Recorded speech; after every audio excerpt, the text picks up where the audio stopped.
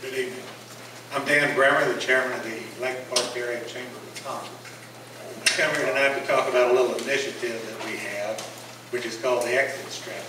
And that exit strategy is meant to bring people off the interstate into our area. And when I was at the budget meeting with Mr. Brinkley the other day, I found out how important it is for the tourists who come through our area and spend money. And the exit strategy also is looking to make our area more attractive. And that's the real reason that I'm here tonight.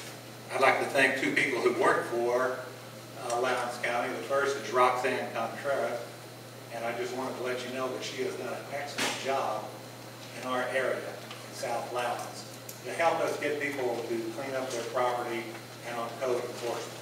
And I wanted to bring that matter to you. The second person I'd like to thank is Cassandra Gaines with Public Works, who's done a really good job. If we need something cleaned up, an area cleaned up, a road cleaned up, Cassandra's always right there. And she says, oh, I don't know if I can get to it, but she always does. And I just wanted to bring that to your attention. And the third thing I'd like to bring up is I noticed tonight that you have now 3 prison details. I would like for you to assign one of those to South Lowndes, and I would like for your permission to be able to call Ms. Gaines if we have a special event coming up that we might need a little special cleanup for, a road or something that we need done to call and other things. That's all I have. Thank you. Dr. Michael Lowe.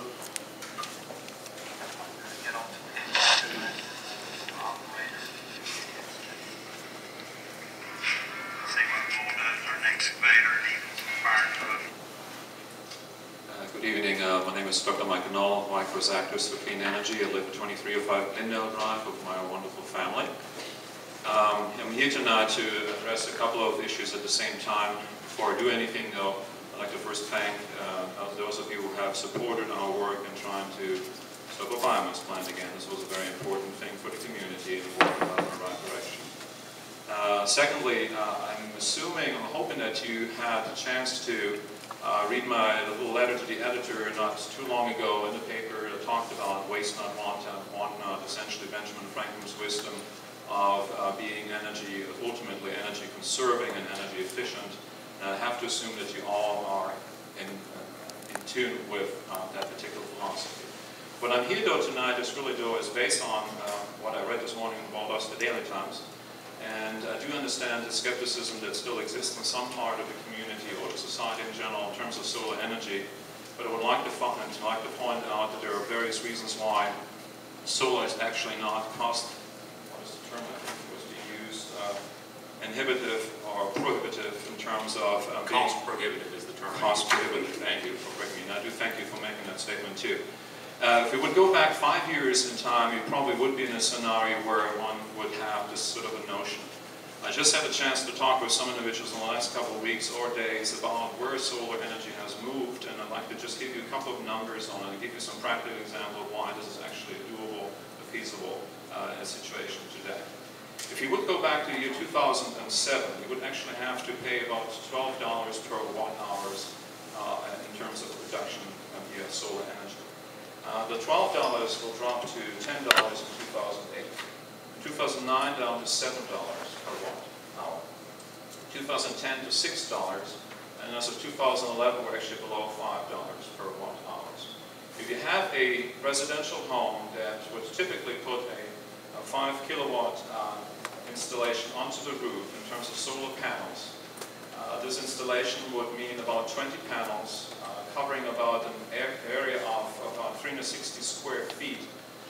When you look at the financial situation here, if you also remember the numbers I just mentioned earlier, there has been an incredible decline in terms of the cost in terms of solar energy. If you were to finance this, which is the situation that most people have, just think of you buying a new car, you pay basically $20,000 to $30,000 for one of your larger pickup trucks perhaps. If you wanted to purchase the solar power and would utilize all of the tax incentives you have available, you actually end up paying less than $9,000 for a solar installation onto your home. Those $9,000 will be, depending on how this has been done, will be paid off in a time period of, if you are able to pay in cash in 9 years, we have to do some financing in about 14 to 15 years. The solar panels themselves have a warranty of 30 years. In other words, this is an investment that, as the prices for solar installations have gone down dramatically, is worth considering, and it's something that is actually rather doable. What I would like to propose is actually, and this is sort of like, it's a little note at the bottom of my sheet, is I would like us to come together as a community, and this is the fun part now. Beforehand, we were always fighting. Now I'd like to be working together with all the members in the community to actually maybe organize a forum where we invite individuals who do know better than I do, many of us here in the audience do, what the true realities are of solar energy, clean energy in general. Because we all have to do some kind of a learning in this process. I'm constantly learning on this. 5 years ago, this would have been a very, very different scenario. Just think about it, $12 per watt hour. Now it's below $5, and an incredible decline. So please keep this in mind, and I would really appreciate if we would not be so hesitant in regard to a clean energy form that actually is rather feasible these days. In comparison, it costs less than your car, and it's an investment that after 9 to 14 years, depending on your situation, you'll get basically all the finances taken care of, and after that, you will get the money from Georgia Power. Now I'm assuming that, and you will probably hear some news in the coming weeks, that we're seeing a lot more developments in terms of solar energy in the community in a larger context. So this is, I think, a wonderful statement at the right time. One last thing, I do apologize. One last thing. The example came out also of, I think it was a company called Solyndra. A company went belly up in California, although it had received quite a bit of money to be able to engage in so-called clean energy. Here we're talking about a manufacturing process. And all the manufacturing industry, whether or not this is textile, car manufacturing, or solar panel manufacturing, are actually in competition with China.